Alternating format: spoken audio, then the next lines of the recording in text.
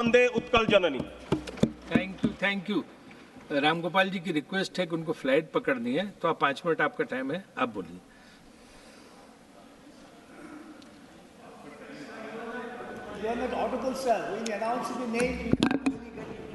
Sir, Ramgopal Yadav ji, धन्यवाद आपको।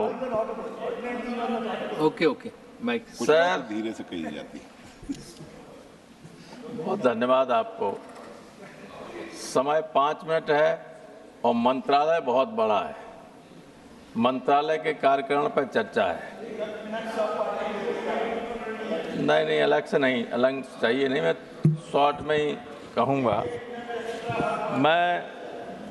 Sir, Giriraj ji अपना टाइम दे रहे हैं आपको। मुझे 2004 से 2008 तक एग्रीकल्चर कमेटी का चेयरमैन होने का भी सौभाग्य प्राप्त हुआ था।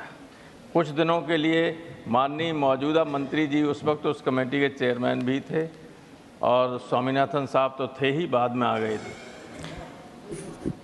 किसान का दुर्भाग्य ये है कि उसे कुदरत पर निर्भर रहना पड़ता है।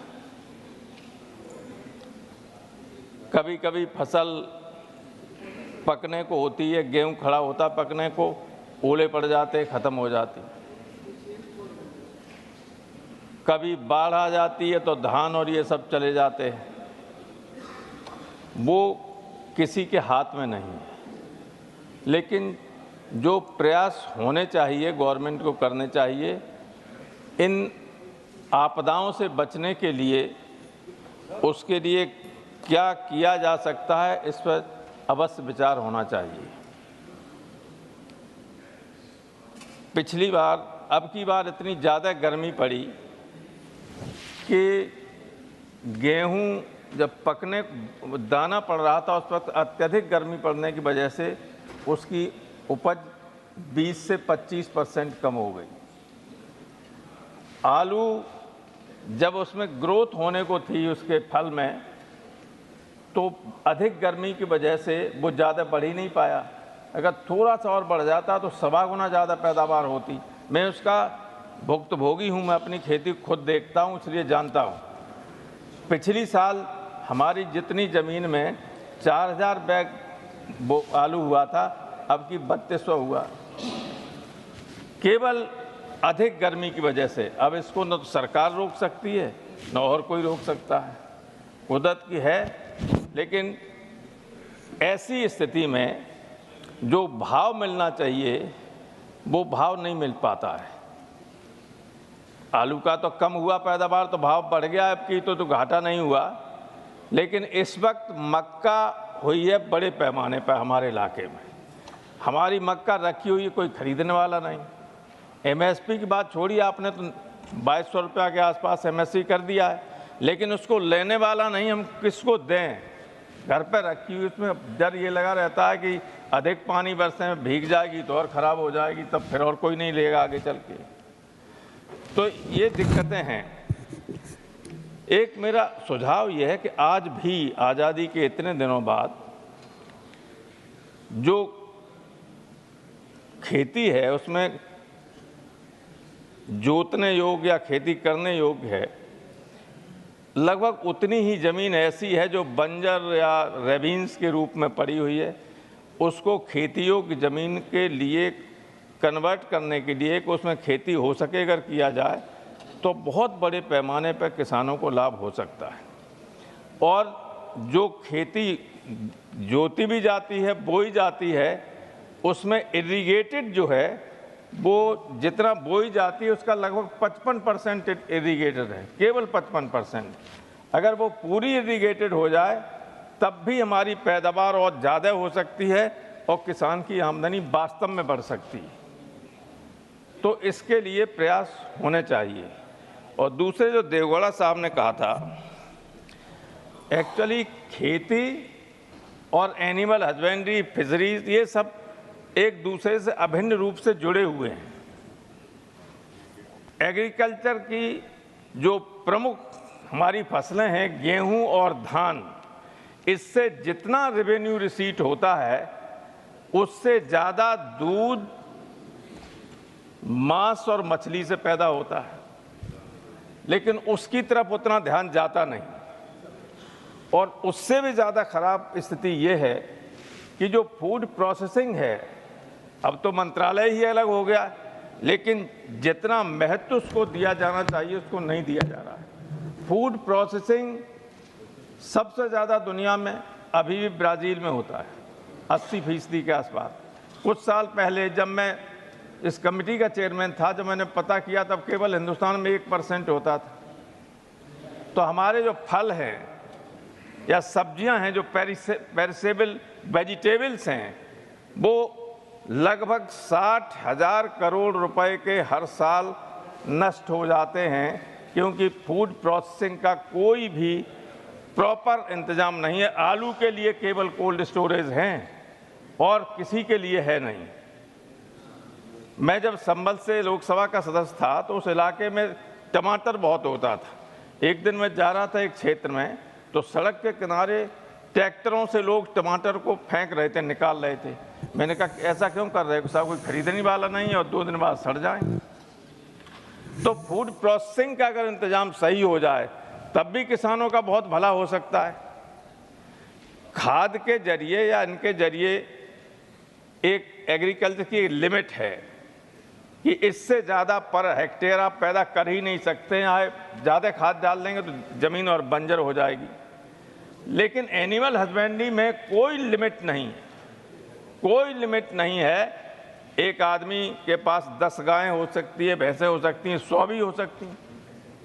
सिंचाई पे तो कुछ लिमिट है ही नहीं। तो जहाँ पैदावार बढ़ सकती है, आमदनी बढ़ सकती है, उस पर ज़्यादा ध्यान देने की आवश्यकता है।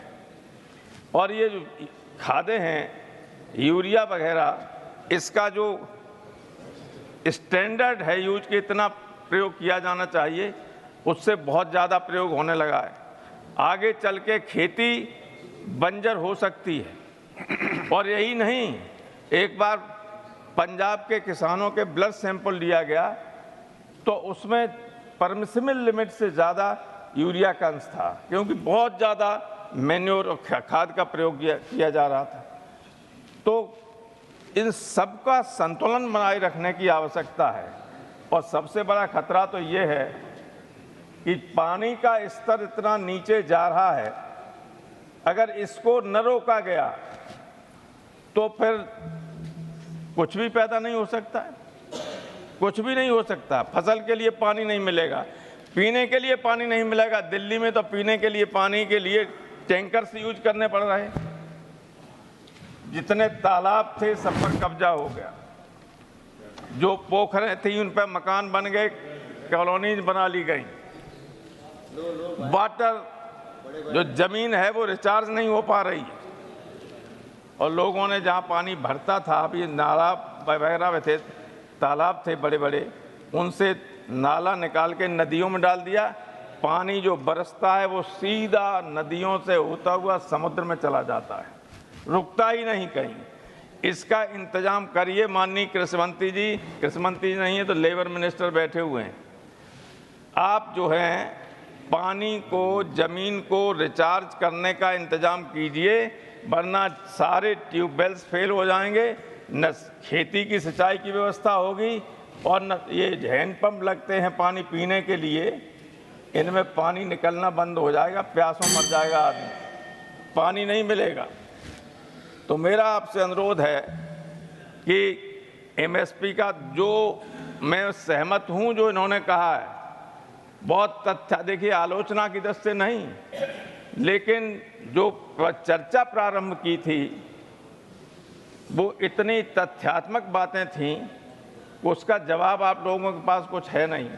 आलोचना कुछ भी कीजिए, लेकिन वो तथ्य के साथ कह रहे हैं उसका खंडन तो कीजिए। खंडन करने के बाद इधर उधर से आलोचना करने से कोई फायदा नहीं होता है।